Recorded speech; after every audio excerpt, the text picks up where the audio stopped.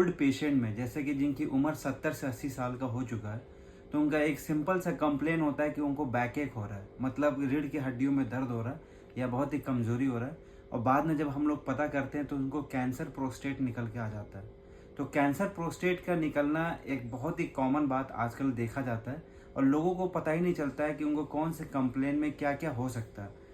तो जनरली क्या होता है कि जो प्रोस्टेट की जो दिक्कत होती है, वो प्रोस्टेट की दिक्कत ये होती है कि आपको पेशाब करने में बार बार जोर लगाना पड़ेगा, या पेशाब का धार बहुत ही पतला हो जाता है। तो ऐसे लोग तो बहुत ही सतर्क होते हैं और जाके यूरोलॉजी को दिखा लेते हैं, पेशाब के डॉक्टर को दिखा लेते हैं। लेकिन कुछ लोग का क्या होता है कि उनका सिर्फ बैक एक होता है, कमर में दर्द हुआ और ज़्यादा चलने फिरने में उनको बहुत ही दिक्कत हो रही है, बहुत ही कमज़ोरी हो रही है। तो ऐसे लोगों को यूरोलॉजी विभाग में देख नहीं पाते हैं, और वो बहुत ही लेट कंडीशन में हमारे पास पहुंचते हैं। तब तक पता चलता है कि उनका कैंसर प्रोस्टेट काफ़ी बढ़ गया है। तो आपको कैसे पता चलेगा कि आपको कैंसर प्रोस्टेट है? तो इसके लिए हम सबसे पहले आपको ये एक बात बताते हैं कि आप अगर ऐसा कभी भी लगे तो एक बार यूरोलॉजी में भी दिखाएं। वहाँ पे सिंपल से 2 टेस्ट करते हैं, उससे हमें आइडिया लग जाता है कि आपको कैंसर प्रोस्टेट है या नहीं है। वो क्या 2 टेस्ट है? तो एक आपको सीरम पीएसए, मतलब प्रोस्टेट स्पेसिफिक एंटीजन, एक टेस्ट का नाम होता है। अगर ये बहुत ही ज़्यादा बढ़ा हुआ है तो बहुत ही हाई चांस है कि आपको कैंसर प्रोस्टेट है। दूसरी बात ये है कि हम लोग चेक करते हैं, सिंपल सा एक बॉडी के एग्जामिन करते हैं, आपका पेशाब के रास्ते, जो टट्टी के रास्ते होते हैं, वहाँ से हम अपना चेक करते हैं कि प्रोस्टेट कितना हार्ड है। अगर प्रोस्टेट काफ़ी हार्ड है तो उससे आइडिया लग जाता है कि आपको कैंसर हो सकता है। तो 2 टेस्ट बहुत ही सिंपल होता है, ज़्यादा पैसे भी नहीं लगते हैं। एक हम चेक करके बता देते हैं कि आपको कैंसर प्रोस्टेट है या नहीं है, और दूसरा आपको जो सीरम जो पीएसए बताया उससे आइडिया लग जाता है। अब इसके आगे का क्या प्रोसेस होता है ये तो हमें आइडिया लग जाता है, इसे कंफर्म कैसे करते हैं कि आपको कैंसर प्रोस्टेट है।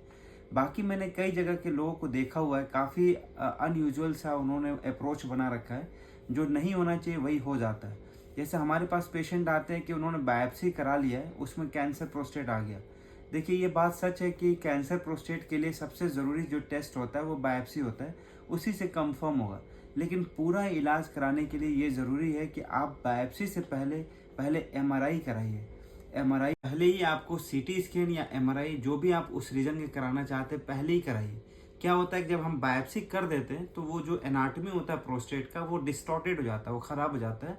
तो हमें जो एनॉर्मली जो बायोप्सी हम कर दिए, उसके बाद हमने एमआरआई कराए, उसके बाद सीटी स्कैन कराए, तो हमें सब एबनॉर्मल स्ट्रक्चर दिखेगा। तो क्या होता है कि जब कैंसर रहता भी नहीं तो लोगों को लगता है कि कहीं कैंसर ना हो। तो इसीलिए इस चीज़ से बचने के लिए पहले आप एमआरआई करा लीजिए, पहले आप सीटी स्कैन करा लीजिए, उसके बाद ही बायोप्सी कराइए। अगर बायोप्सी करा लिया तो उसके बाद कंफर्म हो गया कि हाँ आपको ये दिक्कत है, उससे पहले हमने एमआरआई करा लिया, तो लोगों के सवाल ये आते हैं कि उसके आगे क्या किया जाए। तो कई सारे, मैं एक बात बता दूं कि जो कैंसर प्रोस्टेट होता है सबसे पहले बोन में जाता है। आपके लोकल एरिया में तो जाएगा ही सब, उसके बाद जो सबसे पहले जो आगे जो बढ़ता है कैंसर प्रोस्टेट, वो बोन में जाएगा, हड्डियों में जाएगा, उसमें भी आपके स्पाइन में जाएगा पीछे की तरफ। इसीलिए कैंसर प्रोस्टेट के जो मरीज होते हैं उनको ना स्पाइन में बैक एक होता है, और चलने में दिक्कत होती है और बहुत ही कमजोरी सा लगता है, कि यही रीज़न है। इसीलिए आप उस चीज़ को पता करने के लिए जैसे ही आपका एमआरआई हो जाए, जैसे ही आपका प्रोस्टेट का आपका बायोप्सी हो जाए, जो तीसरा सबसे इम्पॉर्टेंट टेस्ट होता है वो बोन स्कैन होता है, या पीएसएमए स्कैन एक बोलते हैं, जिससे हमें ये आइडिया लग जाता है कि आपका बोन में कहीं कोई मेटास्टेसिस तो नहीं हो गया। ठीक है। उसके अलावा मैं आपको बता दूं कि आपको क्या करना है। ये सारी चीज़ें, इससे आइडिया लग जाएगा कि आपको कैंसर है कि नहीं है।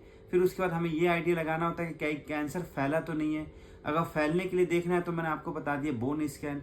अगर एक बार कैंसर ये पता चल गया कि फैल गया, तो तीसरा आप आगे क्या करेंगे, तो आपकी जो मेल में जो 2 गोलियां जो अंदर की तरफ हमारे पास होती है उनको काट के निकाल लिया जाए, तो उससे बहुत सारा कंट्रोल हो जाता है कैंसर प्रोस्टेट में। तो मैं आपको 3 एक सिस्टमेटिक तरीके से बता रहा हूँ। सबसे पहले आपको दर्द हुआ, आपने उसके बाद क्या किया, आपने सीरम पीएसए कराया और यूरोलॉजी में जाके दिखा लिया।